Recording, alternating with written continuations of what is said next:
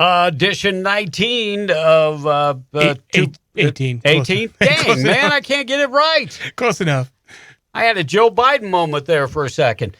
Two ball guys on the right, and this is going to be a short one for your Tuesday, and we'll pick up Wednesday as the presidential debate. Hopefully we'll come back Thursday. Got a lot of things going on. A lot of people are talking about voting for Joe Biden. And I always have to ask the question, what exactly has Joe Biden done in 47 years? The president alluded to that during the debate. I've done more in 47 months than you did in 47 years, and I don't think he's that far off.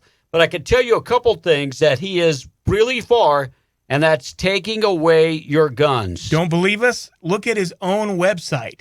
He's actually got it on his own page. Him and Kamala Harris is on this. This is taken straight from their website.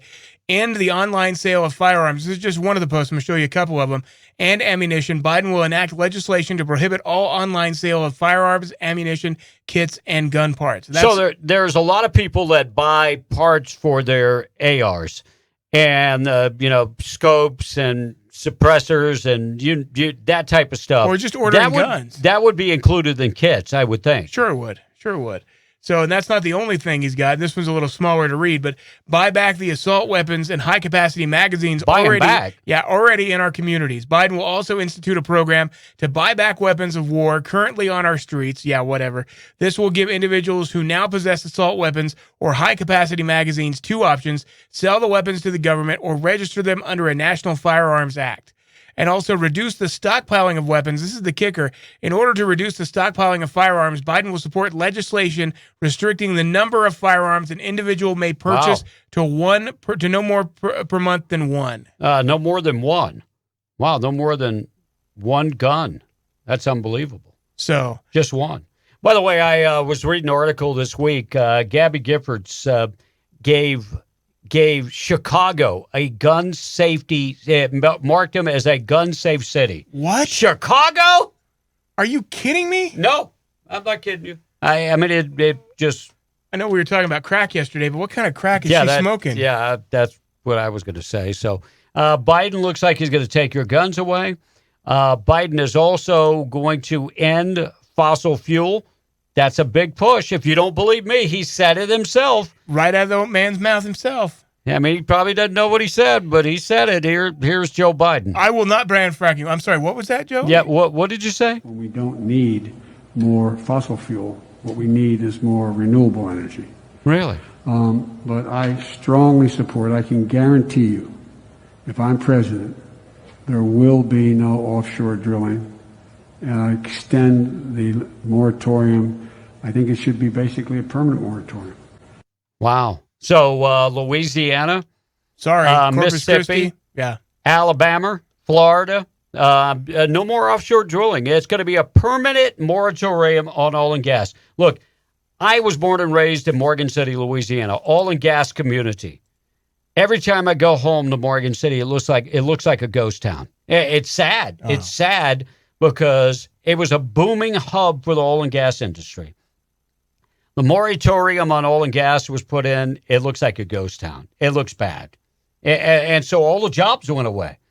How are people finding jobs if the oil and gas jobs, high-paying jobs are going? So Joe Biden says fossil fuel is going to go away. So all these guys working in the oil field making $100,000, $200,000, your jobs are gone. Yeah. They're gone. Well, he said the same thing about fracking. He may not have said it at that time, but he said the same thing about fracking. He would favor banning fracking. Then he's turned around and said, "No, I never said that." Yeah, you damn sure did. Yeah, you did. It's on video, Joe. Sorry. So the president comes home yesterday to the White House, and the reporters are losing their damn mind. Like Ben Tracy, who is a White House correspondent for CBS News. Here's what Benny Boy had to say. I felt safer reporting in North Korea than I currently do reporting at the White House. This is just crazy. Hey, Ben, you have your mask right. You're going to be 6 feet away. And the crazy thing is, you're probably not interviewing the president. He's going to finish up his quarantine, and you're not going to get to interview the president. Let's see, though. Dictator that kills people on a regular basis. He's its cousin to a dog. Or the president of the United States, who has a disease that 97% of people his age will survive. Yeah. And if you're younger than that, you have a better chance substantially. I'm looking at Benny Boy's picture here, and he looks like he's in great shape. Looks like he's in really good shape. And, Ben, I would think your chance of survival will be 99%. Yep. Because you look like you're in really good shape. Doesn't look like you have any underlying conditions. You look very thin, bro. It's either that you're in shape or you're a crackhead. Either way. I don't know which one it is, and I'm not judging you, Ben, but from that comment, you are taking some drugs. I was just saying, and the crack's you're probably under the influence. The crack's probably going to be an effective kill for the coronavirus anyway, so you're probably okay. Yeah, it might work. It might work. You know, the next story kind of gets me because my wife is an immigrant. My wife came to this country 6 years ago and is a legal resident. And I see her that she doesn't want to really take a stance against anybody. She doesn't want to break the law. She wants to be above board, to be a good, productive resident, legal resident in the United States. So a lot of times we see immigrants not fighting back, especially if they're illegal immigrants. They're not going to fight back because they don't want to go against the system. They want to kind of live in the shadows, kind of, sort of. But when I saw this video of BLM destroying a Hispanic birthday party in Houston, Texas, it kind of burned my britches. It really did. So let's roll the tape and then we'll talk about it. Excuse me. Hey, Move your stuff. Move your stuff. Hey. They already said I can move it, so I really don't care about y'all twice. So, y'all gonna move y'all shit? Are y'all gonna move y'all shit? Hey, Then move your stuff. This is some kid's birthday party. Then move your stuff. That's fine. Wow. Okay, that's okay. Levántese. I already did. Exactly. That's just so wrong. That's just so wrong. No reason. And here's the deal. We hear it all the time from BLM and the African American community about racism. That's exactly what that is racism. Well, of course it is. And if it had been against white people, it would have been racism. Why exactly would you go and accost these people who are just having a birthday party? It's a birthday party for a kid. My God. Now, what you just did, you ruined that kid's birthday party, and he or she probably will never forget the fact that you were black and did it. Yeah, you did it. And that's how hate starts. But it kind of touches me because, you know, my wife is an immigrant. And she doesn't want any problems from anybody. And when I see stuff like this, it really chaps my butt because, you know, you always are the first to say that we have racism, but you're the perpetrator of racism. On a regular basis.